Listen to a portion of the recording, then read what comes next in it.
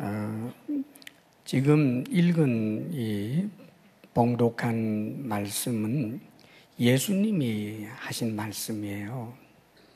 근데 예수님께서 도둑이 오는 것은 도둑질하고 죽이고 멸망시키려는 것뿐이요.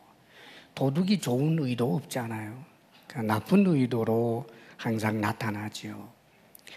그런데 우리 예수님께서는 내가 온 것은 양으로 생명을 얻게 하고 더 풍성히 얻게 하려는 것이다. 그렇게 말씀하십니다.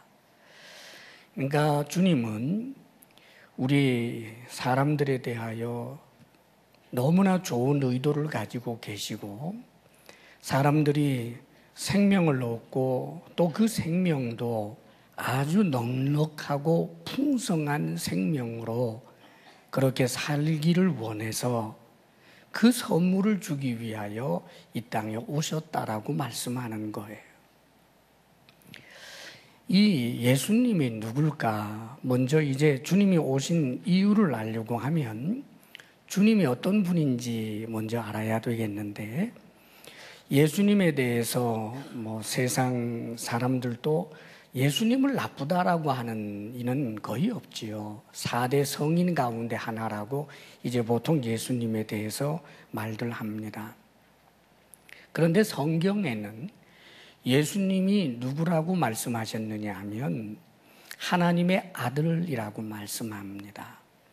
하나밖에 없는 하나님의 아들이라고 하는 이 의미는 우리 하나님은 아버지 하나님이 계시고 아들 하나님이 계시고 성령 하나님이 계십니다. 그렇기 때문에 삼위로 계신다라고 하는 거예요. 세 분이 한 분인 거지요.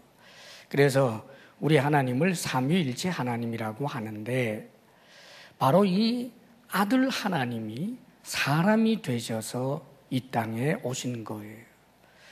그래서 성경에 그는 근본 하나님의 본체시나 하나님과 동등됨을 취할 것으로 여기지 아니하시고 오히려 자기를 비워 종의 형체를 가져 사람들과 같이 되었고 사람의 모양으로 나타나셨음이라고 기록이 됩니다. 그러니까 하나님이 사람이 되셔서 우리에게 온 거예요.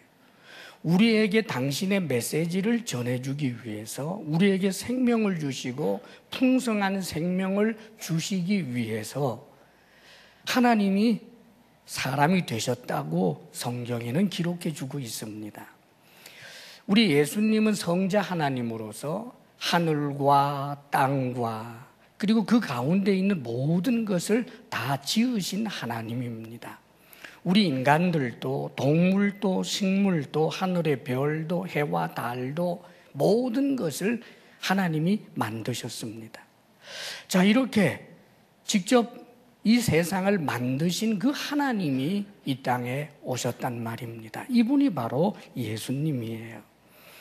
그리고 예수님께서는 당신 자신이 하나님이라고 하는 사실을 스스로가 이 땅에 계실 때 강력하게 주장해 오셨습니다. 나는 아버지와 하나이니라. 나를 본 자는 하나님을 보았거늘 어찌하여 하나님을 보여달라고 하느냐. 그렇게 스스로를 하나님이라고 주장하셨거든요. 근데 사실 여러분, 지금 우리가 살고 있는 이 세상에 자기가 하나님의 아들이라고 스스로 그렇게 주장하는 사람들이 많아요. 지금도 그런 사람이 있습니다. 내가 하나님이라고, 내가 하나님 아들이라고, 재림 예수라고 막 그렇게 주장하는 사람들이 있어요. 그러면 예수님도 주장하시고 지금도 그렇게 주장하는 사람들이 있는데 차이점이 뭘까요? 우리 예수님은 당시에 자신이 하나님이다, 하나님의 아들이다라고 스스로 주장하면서 하나님의 아들 혹은 하나님이다라고 하는 증거를 너무나 많이 보여주셨습니다. 그래서 주님께서는 놀랍게도 나면서부터 안전뱅이 된 사람, 태어날 때부터 소경인 사람들을 즉시 고쳐줍니다. 어떤 병이 들었건 주님 앞에 나올 때 주님이 실패한 적은 한 번도 없습니다. 문둥병자도 고치고 중풍병자도 고치고 심지어는 죽은 사람도 살아나게 하고 물고기 2마리와 떡덩이 5개로 5,000명을 먹이고도 12광줄이나 남는 그런 기적도 행하시고 풍랑치는 바다를 향하여 잠잠하라 했더니 그 바람과 바다가 고요해지는 놀라운 초자연적인 증거들을 보여주셨습니다. 그렇기 때문에 성경에는 이것을 표적이라고 말하는 거예요. 오늘 스스로 하나님이라고 자처하는 사람들이 있는데 그들은 표적이 없어요. 그리고 무슨 표적, 기적을 일으켰다라고 하는데 자기들끼리 숨어서 했던 이야기입니다. 사실은 객관적으로 드러내 보이는 표적이라고 하는 것을 행하는 자칭 하나님이라고 하는 사람들 이 땅에 없습니다. 그런데 예수님께서 당시에 행하셨던 이런 기적들은 제자 그룹과 숨어서 했던 일들이 아닙니다. 수천 명, 수만 명이 보는 앞에서 행했던 그런 기적들입니다. 그리고 그 기적이 한두 번 있었던 것이 아니라 예수님 3년 반의 공생의 시절 계속해서 일어났던 일입니다. 갈릴리 나사렛 예수 그가 기적을 일으킨다라고 하는 것은 그 당시에 예수님을 반대했던 사람들조차도 그 사실을 부인할 길이 없는 명백한 역사적 사실이었다 그 말입니다. 사랑하는 여러분, 이 예수님이 이런 기적을 일으키신 그 예수님이 자기 자신을 하나님 혹은 하나님의 아들이라고 말하고 있습니다. 사랑하는 여러분, 우리 예수님은 사실은 희대의 사기꾼이든지 정말 그가 말씀하는 대로 하나님이든지 둘 중에 하나입니다. 사랑하는 여러분, 거짓말을 하는데 어떻게 4대 성인이 될 수 있겠으며 거짓말을 하는데 어떻게 놀라운 기적을 일으킬 수가 있겠습니까? 그는 진정으로 의인이고 거짓말이 없는 분이고 그가 거짓 없이 살아왔기 때문에 하나님께서 역사를 일으키셨는데 그러므로 그분 자신이 말하는 대로 하나님의 아들임에 틀림이 없습니다. 할렐루야. 자, 이 하나님의 아들 되시는 예수님이 이 땅에 오신 이유를 내가 온 것은 양으로 생명을 얻게 하고 그래요. 생명을 얻게 하겠다. 사실 우리 다 살아있잖아요. 지금 이렇게 살아서 움직이고 숨도 쉬고 먹고 뭐 영화도 보고 그런단 말이에요. 그런데 뭐 새삼스럽게 생명을 얻게 하고라고 말씀하셨을까? 사실 성경에 우리 인간들, 자연인은 사실상 하나님 앞에 죽어있는 존재라고 말합니다. 여러분 요즘 이제 5월이고 그러면 꽃들이 얼마나 아름답게 피어 있습니까? 그런데 만약에 누군가가 들에 나가서 예쁜 꽃들을 낫으로 이렇게 베어서 그리고는 예쁜 이제 꽃병에다가 아주 정결한 물을 넣고 거기 영양분을 좀 집어넣고 해서 꽃을 꽂아 놓으면 아마 이 꽃은 정말 싱싱한 생명력을 막 발휘하면서 그리고 예쁜 그 모습, 그 자태를 뽐내고 향기를 내고 심지어는 아마 꽃봉오리가 있었다면 그 꽃봉오리가 그 꽃병에 꽂힌 채로 막 만개하게 되는 그런 모습을 보게 될 것입니다. 그러나 우리는 압니다. 그 꽃이 살아있는 것 같지만 실상은 이미 낫으로 베어지는 그 순간 사실상은 죽은 것입니다. 우리 인간도 그렇다 그 말이에요. 우리는 원래가 하나님의 덕을 보며 사는 존재입니다.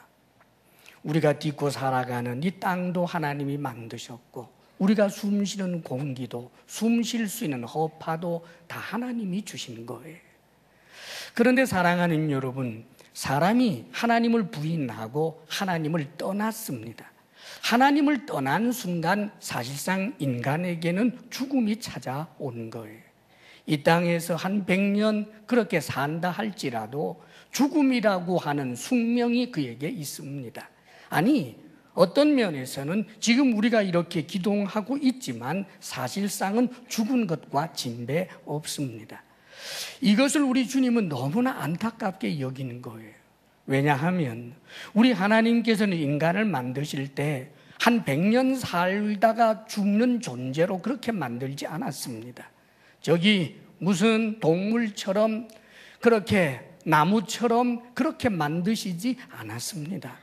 우리 인간은 하나님의 형상을 따라 지음받은 고귀한 존재로 영원하신 하나님과 함께 하나님을 의지하고 기대면서 말하자면 하나님처럼 죽음과는 낯선 존재로 영원토록 살 수 있도록 그렇게 만들어 주신 거예요.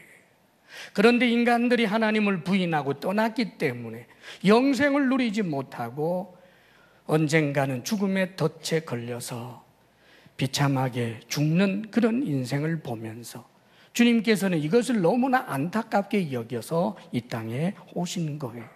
사랑하는 여러분, 우리는 죽는 것을 다 압니다. 앞으로 한 100년 지나고 나면 이 자리에 살아있는 사람이 얼마나 되겠습니까? 아마 어린 아이들 가운데 요즘 과학이 발달해서 여기 젖먹이들도 있는데 이런 아기들 중에는 혹 살아있을 수 있지만 그렇다고 할지라도 100살이 넘은 할아버지, 할머니로 살아있을 것입니다. 그리고 조금 더 세월이 지나면 모든 인간이 그러하듯이 늙고 병들고 죽는 것입니다. 죽음 앞에서 돈도 허무하고 권력도 무의미하고 인기나 명성도 아무 소용이 없습니다. 죽음이 덮쳐오면 돈으로도 해결하지 못하고 또 지식이 있어도 지혜가 있어도 아무리 대단한 삶의 경험이 있어도 죽음의 문제를 해결할 수가 없습니다. 그래서 죽음은 누구에게나 고통이고 죽음 앞에서 떨고 분노하지만 그러나 어떻게 해볼 방법이 없는 것이 죽음입니다. 사랑하는 여러분, 그렇기 때문에 우리 예수님은 이런 인간이 너무너무 불쌍했던 거예요. 그래서 우리 인간 죽음의 노예 상태에 있는 우리 인간을 구원하시기 위하여 주님께서는 이 땅에 오셔서 내가 생명을 얻게 하고 또 풍성한 생명을 주려고 한다라고 말씀하고 계시는 겁니다. 우리 주님의 이런 말씀들은 그의 행위를 통해서도 계속해서 드러났습니다. 성경에 이런 내용이 있어요. 우리 예수님이 상갓집에 가신 적이 있습니다.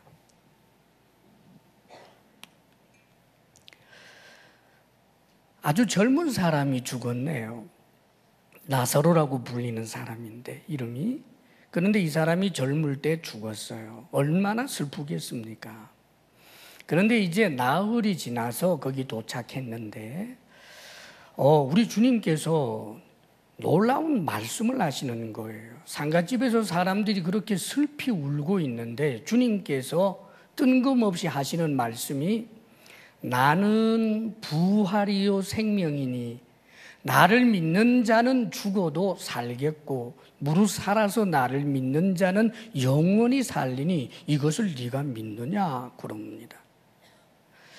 아마 그 주변 사람들이 굉장히 황당했을 것 같아요. 그래서 그 이상한 말씀을 하셨는데 그런데 주님께서는 당신이 하신 그 말씀을 증명하시기 위해서 놀라운 일을 하시는 거예요. 저 유대 나라는 우리나라처럼 매장을 하는 게 아니라 굴을 팝니다. 땅이 굴 파기가 좋은 땅이래요. 혹은 자연 동굴도 많고요. 그럼 그 굴에다가 시신을 이렇게 잘 단장을 내서 안치하고 그리고는 그 바깥에 큰 돌로 막아 놓는 겁니다. 그런데 예수님께서 저 무덤에 돌을 치워라 그랬단 말이죠. 이미 나흘이 지났으니까 썩은 냄새가 납니다. 말리지만 주님께서 믿고 저 돌들을 치워라. 그래서 돌들을 치웠더니 예수님께서 이러시는 거예요. 그 동굴 무덤 입구 앞에 서서 나사로야 나오너라 그랬어요. 그랬더니 세상에 그 죽은 나사로가 썩어서 이제 냄새 나기 시작한 그 나사로가 걸어 나오는 거예요. 사랑하는 여러분, 우리 주님께서 무엇을 보여주시려고 한 걸까요? 바로 죽음을 이길 수 있게 하는 분이 당신이라고 하는 것을 말씀하고 있는 겁니다.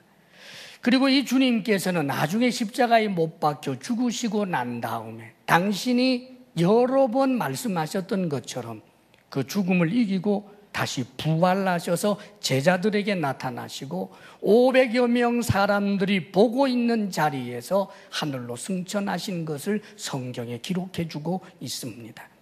사랑하는 여러분, 우리 주 예수 그리스도께서는 하나님의 아들이시며 하나님이시며 동시에 죽음의 노예 상태에 있는 우리들을 구원하시고 영생을 주시기 위하여 우리에게 오신 분입니다.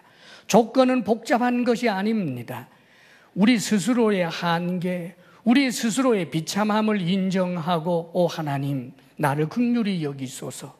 나는 주님을 믿습니다. 나를 구원해 주십시오. 내게도 영생을 주십시오. 라고 주님 앞에 마음의 소원을 가지고 주님을 바라보는 모든 사람에게 주님께서는 약속하신 이 귀한 은혜를 주시는 것입니다. 우리 주님께서 주시는 이 생명은 영생이지요. 때때로 어떤 분들은 그래요. 영생? 야, 100년 사는 것도 지겨워 죽겠는데 영원히 산다고? 야, 끔찍하다 그럽니다. 근데 여러분, 영원히 사는데 지루하고 힘들면 그게 무슨 행복이겠습니까? 그것이야말로 지옥이지요. 우리 주님이 주시겠다라고 하는 이 영생은 하나님의 그 신적 생명, 거기에 참여하는 걸 말하는 거예요. 그러니까 그 영광스러움, 그 행복, 그 권세, 그 영광 속에서 함께 누리게 되는 그런 영생입니다. 시간이 초월되어 있는, 하루가 1000년 같은, 절대로 지루할 수 없는 그 풍성한 영생을 말씀하고 있는 거예요. 사랑하는 여러분, 사실상 우리 인간들에게 있어서 정말 두려운 것은 죽음 이후가 어떻게 될런지를 잘 알지 못하기 때문입니다. 사람들은 누구나 다 죽는다는 것을 알고, 그래, 사람이 이 세상에 태어나서 언젠가는 죽고 흙으로 돌아가, 허무하지 뭐, 그럴 수밖에 없어. 그러면서도 죽음이 끝이다라고 100% 확신하는 사람은 아무도 없습니다.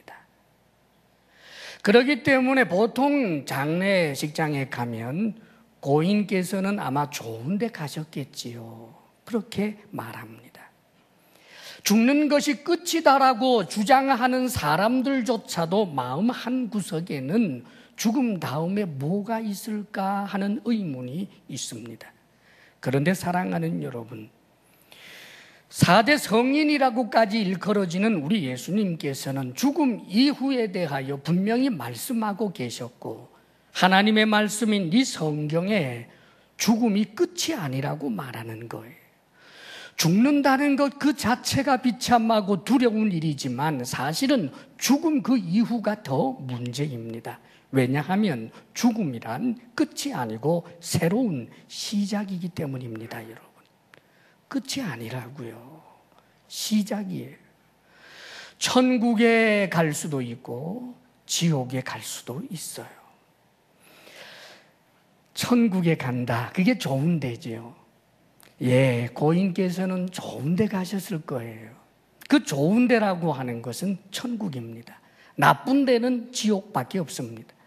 죽고 난 다음에 두 가지밖에 없습니다. 천국 아니면 지옥, 둘이지. 그 가운데 어떤 것은 없습니다. 귀신이 돼서 너울너울 그렇게 흐느적거리면서 이 세상을 돌아다니는 게 아닙니다, 여러분.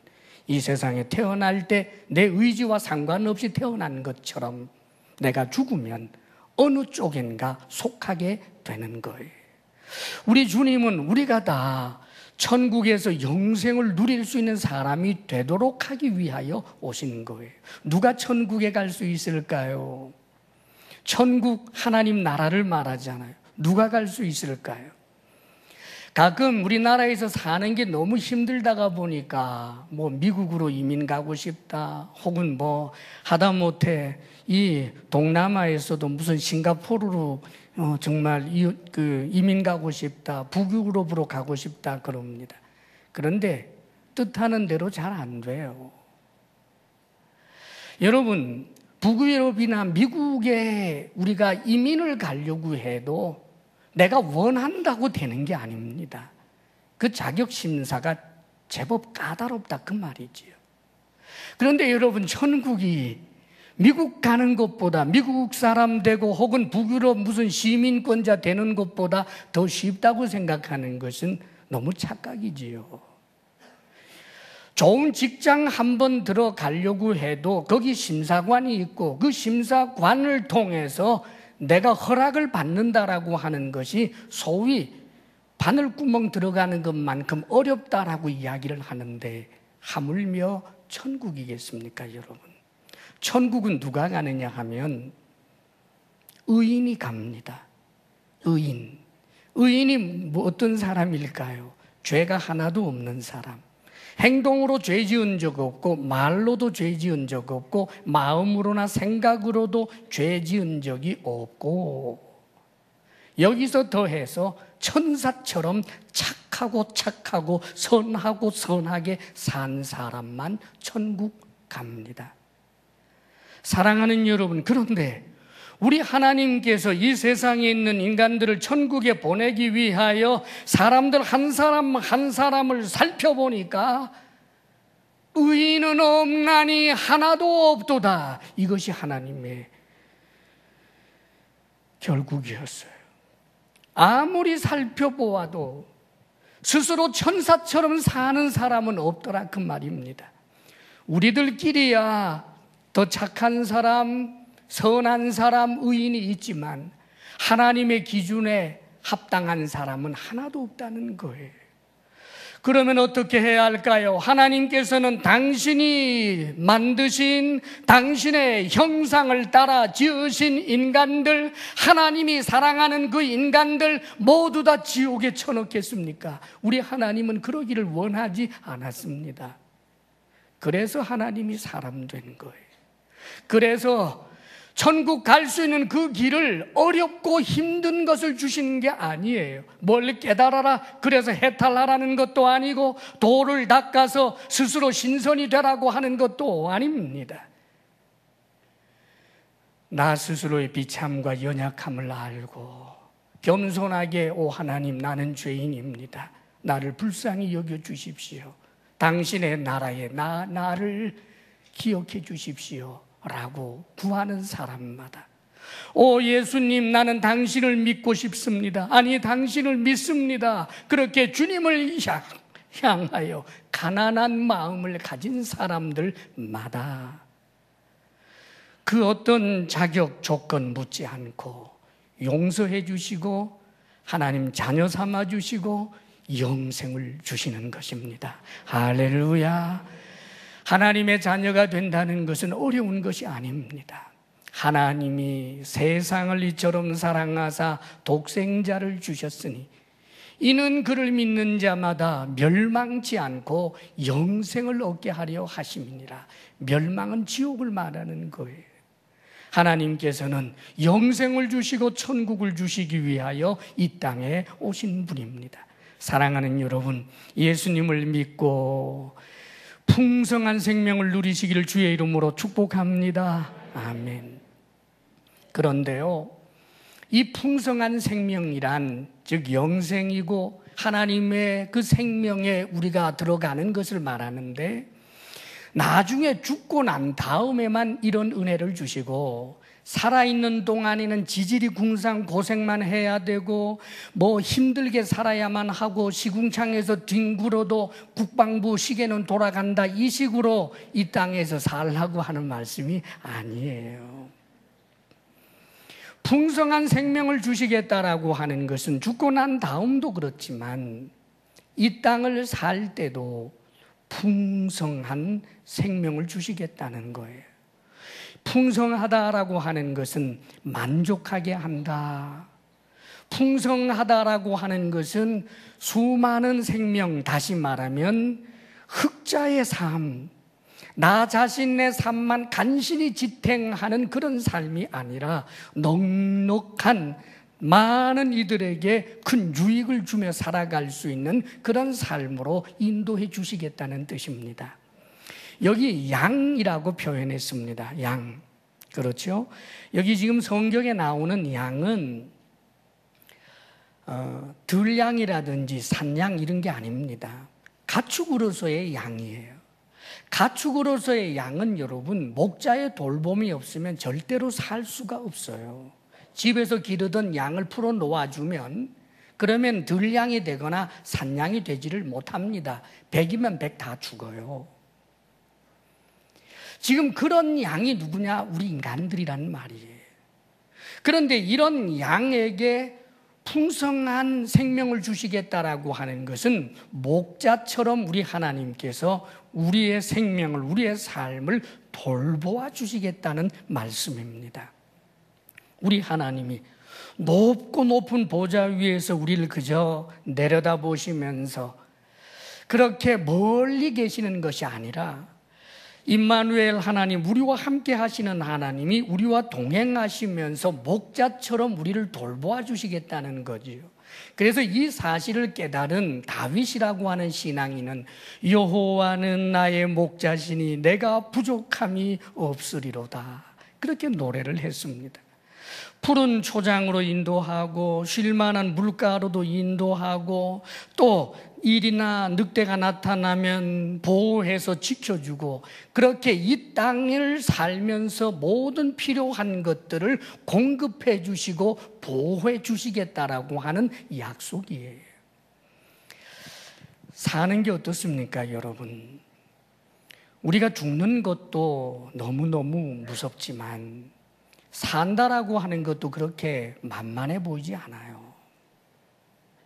참으로 살기 위해서 필요한 게 의식주인데 이 의식주 해결하는 것이 정말 만만한 사람들인 금수저로 태어난 사람 좀 제외하고는 만만한 사람 별로 없습니다.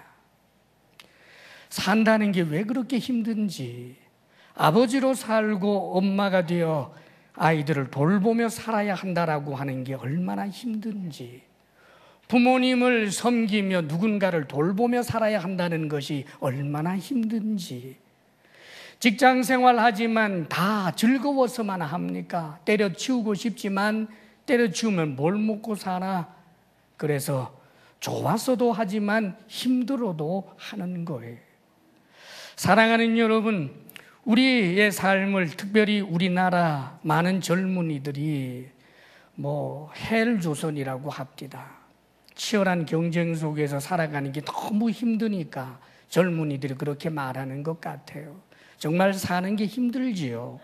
그런데 여러분, 우리의 삶을 헬조선이라고 하는데 여러분, 이 지구상에는요, 우리 대한민국 이 헬조선만큼이라도 살기를 원하는 사람들이 얼마나 많은지 아세요? 통계를 보니까 절대 빈곤의 사람들, 절대 빈곤이라고 하는 것은 먹는 것마저 제대로 해결 못하는 걸 말합니다. 하루에 1,000원 미만으로 살아가는 사람들, 그런 사람이 이 지구상에 10억 내지 12억이나 돼요. 뿐만 아니라 수많은 여성들 가운데서 7억에서 8억 정도 되는 숫자가요, 여러분 18살 미만에 결혼합니다. 그리고 15살 미만에 결혼하는 그런 여성이 2억 5천이 넘는다고 그래요. 왜요? 가난 때문에 말입니다. 입 하나라도 덜려고, 결혼해서라도 먹고 살려고. 사랑하는 여러분, 산다라고 하는 게 그렇게 힘들다, 그 말입니다. 사랑하는 여러분, 그런데 여러분 아십니까? 사실은 우리 하나님께서는 당신을 믿고 당신을 의지하면서 그 말씀을 따라 살아가는 사람들에게 이 땅에 필요한 모든 것을 공급해 주시겠다라고 하는 약속들이 얼마나 많은지 몰라요. 실제로 그렇게 간증 풍성하게 살아가는 크리스찬들 얼마나 많은지 몰라요, 여러분. 전날에 우리 주님께서 이런 말씀을 하셨습니다. 주님 앞으로 찾아온 정말 힘들고 어려운 민초들을 보면서 주님께서 이렇게 말씀하십니다. 하늘에 나는 새를 보아라. 하나님이 먹여주시지 않지 않느냐. 저 들에 핀 백합화를 보아라. 하나님이 입혀주시지 않느냐. 너희들은 저 많은 새들보다도 지천으로 있는 저 들꽃들보다도 하나님 앞에 더 소중한 존재들 아니냐. 하물며 너희들이겠느냐. 하늘에 계신 너희 아버지께서 너희들에게 먹이기를 기뻐하시고 입히기를 기뻐하시니 염려하지 말아라. 다만 그의 나라와 그의 의를 먼저 구하라. 그리하면 이 모든 것을 너희에게 더하시리라 그러셨어요. 하나님의 나라와 하나님의 의를 먼저 구하라는 말이 뭘까요? 예수님이 있는 곳이 하나님 나라입니다. 예수님을 내 마음에 모시면 하나님 나라입니다. 예수님과 함께 하는 것이 하나님의 의를 구하는 것입니다. 다시 말하면 하나님 나라와 하나님의 의를 구하라는 것은 예수 그리스도를 믿고 그분을 의지하면서 그분의 말씀을 따라 살면, 사랑하는 여러분, 이 땅의 모든 필요를 하나님께서 공급해 주시겠다라고 하는 약속인 거예요. 예수 믿으면 다 부자 된다는 말 아닙니다. 예수 믿으면 다 누구보다도 경쟁에 성공해서 전부 다 1등이 된다라고 하는 그런 말씀도 아닙니다. 우리보다 우리 자신을 너무나도 잘 아시는 하나님께서 우리의 필요에 따라서 공급해 주신다는 거예요. 하나님께서 우리에게 필요하다라고 생각하시면 또 우리의 필요가 점점 확장되고 많아지는데 그 필요가 하나님 보시기에도 옳다라고 여겨지면 그 모든 필요를 공급해 주신다라고 하는 거예요. 보통은 환경을 이야기하더라고요. 금수저로 태어나지 못한 것이 억울하다. 환경이지요. 좋은 나라에 태어나지 못한 것이 억울하다. 환경이지요. 사업을 하는데 이 세계 정세가 어떻고 지금 현재 불황 상태가 어떻고 이렇고 저렇고 해서 너무 힘들다. 방법이 없다. 이럴 때는 백이 있어야 되고 이럴 때는 무언가 인맥이 있어야 되고 학연이든 지연이든 뭐가 있어야 되는데 왜 나에게는 없느냐. 그렇게 환경 탓들을 많이 하더라고요. 그런데 사랑하는 여러분, 하나님을 믿고 의지하는 이에게 하나님께서는 이 땅의 모든 필요를 공급해 주신다라고 하는 그 약속의 말씀과 더불어서 증거로 보여주신 일들이 얼마나 많은지 몰라요. 이스라엘 백성들을 저 에집트에서부터 이제 탈출을 시키고 가나안 땅 가기까지 40년 세월이 걸립니다. 그 광야 생활을 40년 했다 그 말이에요. 농사 지을 수 없는 환경, 그런데 하나님이 먹여주시고 입혀주셨습니다. 사랑하는 여러분, 농사 지을 수 없는 환경인데도 불구하고 하나님을 믿고 의지하는 이스라엘 공동체를 먹여주신 내용이 성경에 기록이 되어 있습니다. 그리고 한 개인의 이야기도 있어요. 이스라엘 땅에 3년 6개월이 넘도록 아주 혹독한 가뭄이 든 적이 있습니다. 요즘처럼 관계시설이 발달한 것도 아니고, 그런데 3년 6개월 동안 비가 오지 않으면 어떻게 될까요? 수많은 사람들이 굶어 죽어 갑니다. 그런데 어떤 과부가 있었어요. 과부에게 재산이 있겠습니까? 인맥이 있겠습니까? 뭐가 있겠어요? 그런데 이 과부, 이제 쌀통에 말하자면 쌀이 한 줌 정도 있고, 그리고 기름 몇 방울 남은 것, 이거 한번 먹으면 이제 죽을 수밖에 없는, 더 이상 어떤 방법이 없는, 풀뿌리 캐어 먹을 것도 없고 아무 아무런 방법이 없게 된 이 과부에게 하나님의 사람이 와서 하나님의 말씀을 전했어요. 그런데 여러분, 놀랍게도 이 과부가 선지자가 전하는 그 하나님의 말씀을 붙들고 하나님의 말씀을 따라 살았더니 성경에는 놀랍게도 그날 필요한 것을 계속해서 한 3년 동안 더 가뭄이 혹독하게 남아 있었는데 그 가뭄의 세월을 조금도 문제없이 지나게 된 것에 대해서 성경은 기록해 주고 있습니다. 사랑하는 여러분, 우리가 주님을 믿는다라고 하는 것은 솔직할 때 가능합니다. 죽음이 무섭잖아요. 사는 게 너무너무 얼마나 외롭고 힘들고 어렵습니까? 사랑하는 여러분, 내 주먹을 믿으라고요? 그 주먹으로 뭘 할 수 있는데요? 하나님에 대해서 다 아는 것 같이, 천국과 지옥에 대해서 다 아는 것 같이 천국은 없다, 지옥은 없다, 도대체 누가 그 말을 보장해 주던가요? 사랑하는 여러분, 내가 아는 것보다 모르는 게 훨씬 더 많지 않습니까?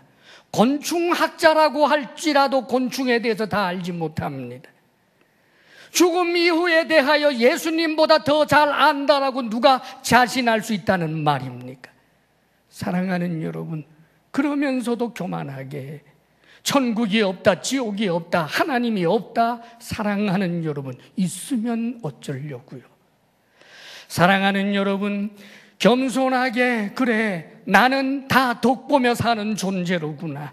이 땅에 사는 것도, 그래, 내가 지구를 만든 적이 없고, 내가 곡식을 만든 적이 없고, 내가 나 자신을 설계한 적도 없고, 나는 정말 덕을 보면서만 살았구나. 그래, 나는 의존적으로 살아야만 하는 존재구나. 오 하나님, 나를 불쌍히 여기소서. 죄를 안 지으려고 해도 죄를 짓는 악한 자, 좋은 아빠가 되려고 해도 나쁜 아빠가 될 때가 많고, 성실한 직장인이 되려고 해도 유혹 따라 흔들리고 넘어지는 나약하기 짝이 없는 납니다. 두렵습니다. 하나님, 나를 불쌍히 여겨 주옵소서. 그렇게 주님을 의지하기를 원하는 사람들마다 우리 하나님은 외면치 아니하시고 그를 하나님 자녀 삼으시고 영생을 주시고 풍성한 삶을 주시는 것입니다. 한 가지 비유의 말씀을 드릴게요. 예수를, 하나님을 믿지 않고 사는 것과 믿고 산다라고 하는 것을 비유하면 이런 거예요. 한 10살쯤 되는 아이가 여행을 합니다. 혼자서 말이지요. 얼마나 힘들겠어요. 혼자 여행하는 거예요. 두렵고 외롭고, 그리고 사건과 사고의 지뢰밭에서 속수무책으로 당하고 그렇게 힘겹게 사는 거예요. 그리고 더 딱한 것은 돌아갈 집이 없어요. 예수 안 믿고 사는 인생입니다. 예수님을 믿고 하나님을 아버지로 부르며 산다라고 하는 것은 동일하게 한 10살쯤 되는 사람이 여행을 하는데 아버지와 함께 여행하는 거예요. 아버지와 함께 여행한다. 필요를 아버지가 채워줘요. 안전을 하나님이 책임져 줘요. 물론 여행을 하니까 힘들 때도 있겠지요. 그럴 때 아버지가 다리를 주물러 주기도 하고, 너무 힘들 때는 아버지가 업어주기도 하고, 그리고 여행 기간이 다 되면 돌아갈 집이 있어요. 천국입니다. 이게 예수 믿는다는 거예요. 사랑하는 여러분, 예수 그리스도를 믿으라라고 하는 것은 우리들에게 말로 할 수 없는 어떤 대가를 지불하라고 하는 게 아닙니다. 예수 그리스도를 믿으라고 하는 것은 하늘과 땅과 그 가운데 모든 것을 창조하신 하나님의 그 사랑을 믿고 인생의 연약함과 모든 외로움과 모든 두려움을 인정하고 죄됨을 인정하고 오 주님 나를 긍휼히 여기소서 하며 주님 앞으로 나아가면 되는 것입니다.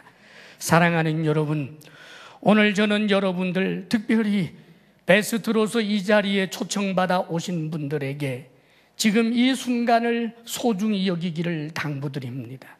우연은 없습니다. 여러분, 이 못난 목사가 오늘 주의 말씀을 전하고 있지만 사실상 여러분들을 부르시고 초청하시는 분은 하나님이십니다. 예수 그리스도라 그 말입니다. 예수님께서 여러분들에게 영생을 주시고 이 땅의 삶을 풍성하게 만족하며 행복하게 살 수 있도록 초청하고 있는 것입니다. 무거운 짐진 자들아 다 내게로 오라, 내가 너희를 쉬게 하리라, 그렇게 주님은 말씀하고 계십니다. 사랑하는 여러분, 오늘 주저하지 마시고 예수 그리스도를 지금 이 순간 내가 믿겠습니다, 그렇게 결단하시기를 바랍니다. 여러분들이 입을 열어 내가 주님을 믿습니다라고 고백하는 그 순간 주님은 여러분의 삶을 책임지시고 여러분에게 영생을 주실 것입니다. 이제 여러분들을 결심할 수 있도록, 예수님을 믿을 수 있도록 도우려고 합니다. 예수님을 믿을 수 있는 방법은 기도로 예수님을 초청하면 되는 것입니다. 여러분의 마음 한가운데로 우리 주님을 초청하면 주님께서 여러분과 하나가 되어주시고 영생을 주시고 풍성한 생명을 주시는 것입니다. 이제 이 시간 영접 기도를 하려고 하는데 모든 베스트 여러분, 제가 하는 영접 기도를 따라해 주시기를 바랍니다. 그리고 행복 모임을 통해 이미 예수님을 영접한 분들도, 그리고 우리 주사랑교회 성도들도 오늘 베스트 여러분들을 돕는다는 의미에서 함께 이 영접 기도를 따라해 주시기를 바랍니다. 조용히 눈을 감겠습니다. 그리고 지금 우리 주님의 초청하시는 음성에 귀 기울이시고 여러분이 주님을 영접할 수 있기를 바랍니다. 기도하겠습니다. 사랑의 하나님, 저는 죄인입니다. 이 시간 예수님을 나의 구원자와 주님으로 내 마음에 모십니다. 지금 내 마음에 들어와 주십시오. 예수님, 내 마음에 들어와 주셔서 감사합니다. 내 죄를 용서하시고 하나님 자녀가 되게 해 주셔서 감사합니다. 영원한 생명을 주시고 천국 가게 하심을 감사드립니다. 이제는 예수님을 믿으며 예수님과 함께 살겠습니다. 내 목자가 되어 주십시오. 예수님의 이름으로 기도하옵나이다. 아멘, 아멘, 할렐루야. 저는 분명히 말할 수 있습니다. 여러분들이 단 1%의 진실을 가진다 할지라도, 정말 조금이라도 영생을 얻고 풍성한 생명을 얻기를 원하는 마음이 있어서 주님을 의지하는 마음이 지극히 적지만 그래도 의지하였다면 주님의 약속대로 그분은 하나님의 자녀가 되었습니다. 할렐루야. 예, 이제 여러분들, 특별히 베스트 여러분들은 여러분이 예수님을 영접하신 그 믿음을 이제 결신 카드를 통해서 나타내 주시기를 바랍니다. 결신 카드를 작성해 주시고 그리고 결신란과 등록란에 여러분이 체크해 주시면 좋겠습니다. 오늘 베스트를 초대해 오신 그런 이제 집사님들, 성도님들은 주변에서 잘 도와주시기를 바랍니다. 결신 카드가 필요하신 분은 손을 들어 표시해 주시기를 바랍니다. 이제 예수 그리스도를 믿기로 하신 분들, 하나님의 자녀된 영광스러운 이름을 이 시간 잠시 제가 호명하도록 하겠습니다. 혹 제가 글씨를 잘못 읽어서 좀 틀리게 하더라도 가방끈이 짧구나 하고 좀 이해해 주시면 좋겠습니다. 백운호님, 박신하님, 황정현님, 황연숙님, 장인희님, 장승만님, 박취아님,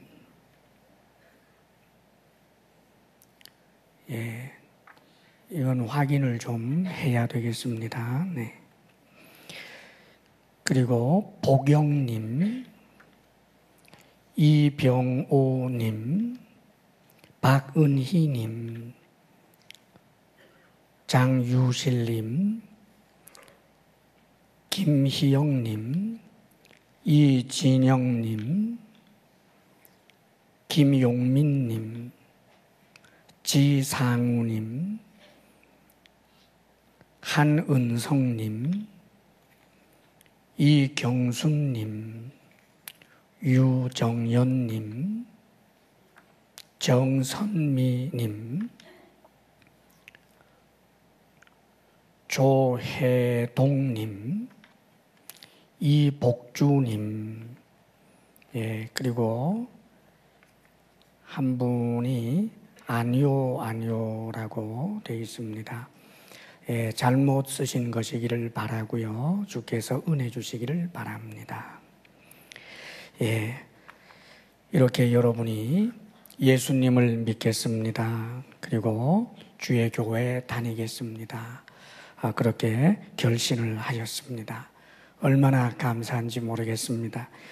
이제 예수님을 제가 믿겠습니다. 이렇게 결심하신 분들, 대단히 죄송합니다만 잠깐 일어나 주시면 우리 온 성도들에게 큰 격려가 되고 기쁨이 되겠습니다. 잠깐만 좀 한번 자리에 일어나 주시면 고맙겠습니다. 감사합니다. 일어나 주셨네요. 자, 다른 분도 예수님 믿기로 하시면 감사합니다. 감사합니다. 뒤쪽에도 계십니다. 어디 계신가요? 쑥스러워서 못 일어나신 분도 있지만 감사합니다. 할렐루야. 여러분들은 틀림없이 하나님의 자녀 되셨습니다. 제가 한번 기도하겠습니다. 아버지 하나님, 예수 그리스도를 믿는 이 일은 성령으로 말미암은 하나님의 선물인 줄을 우리는 잘 압니다. 눈에 보이지 아니하는 하나님을 믿고 눈에 보이지 아니하는 천국을 믿는 이 믿음이 어디로부터 오겠나이까? 아버지 하나님께서 이 복된 믿음 주셔서 하나님 자녀 삼아 주셨사오니 주님께서 약속하신 대로 이들에게 영생을 주시며 천국을 주시며 풍성한 삶이 되게 하여 주옵소서. 이 땅의 삶을 혼자 외롭게 사는 것 아니라 목자 되신 주님께서 돌보아 주심으로 복된 삶이 되게 하여 주옵소서. 그리고 죽음이 덮쳐오는 그날 죽음의 두려움에 묻히는 것이 아니라 죽음 이후에 주시는 영생 복락으로 천국 백성 되게 하여 주옵소서. 감사하옵고 예수님 이름으로 기도하옵나이다. 아멘. 할렐루야. 하나님께 박수로 영광을 올려드립니다.